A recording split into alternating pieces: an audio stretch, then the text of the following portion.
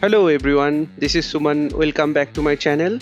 In this video, we are going to discuss about AppBuilder login and troubleshooting. Please check out the other videos that I have made in this channel.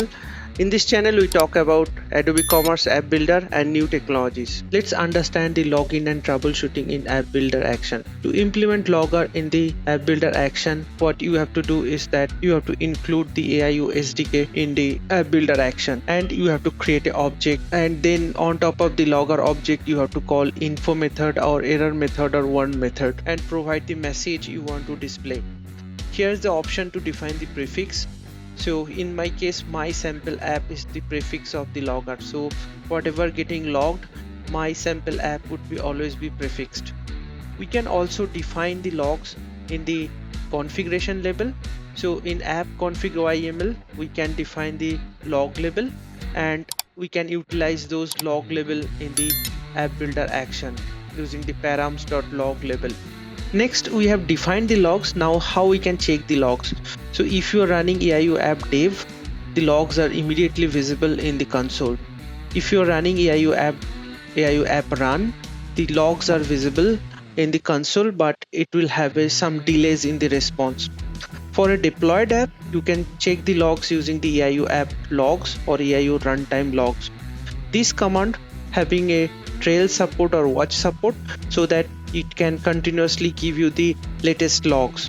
Also, this command supports action, so which will allow us to define a specific action for which you want to check the log. There are other ways to check the logs, which is using the activation ID.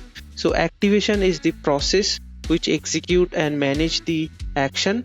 So using the activation ID, I can also check the logs. So you run AIO RT activation list. This will list down all the activation IDs, and through this activation ID, I also can check the logs. If you are running the app through the Experience Cloud Shell, in the request, there also the activation ID is passed.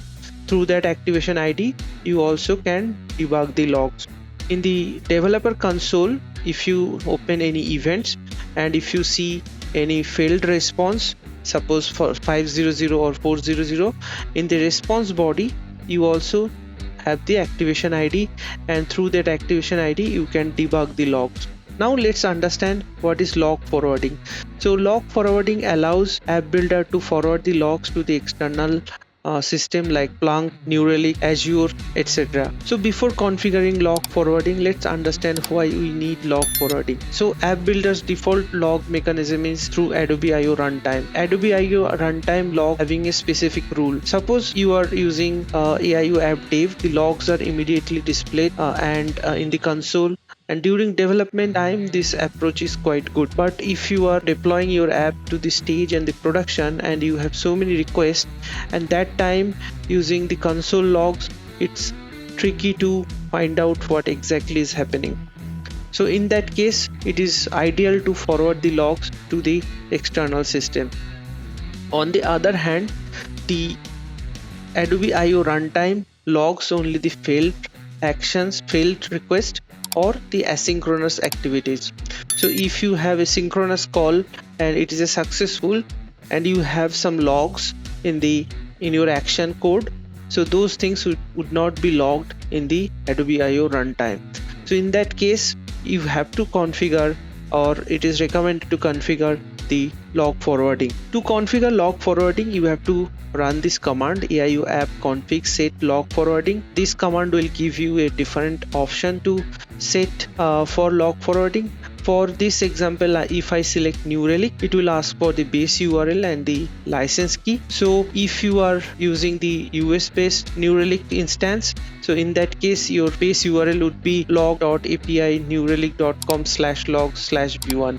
And if you are using the Europe based New Relic instance, so in that case you will have a different base URL. So you configure the base URL. After that, you have to input the license key. To create a license key, you have to log into the New Relic interface, go to your profile, API keys, and you create a ingest license key, and you copy the license key and put it in the configuration. So that's all. It will configure your app builder to forward the logs to the New Relic, and once it is set it up, basically you go to the log section and search with your log string. You should able to see the log are coming in the New Relic.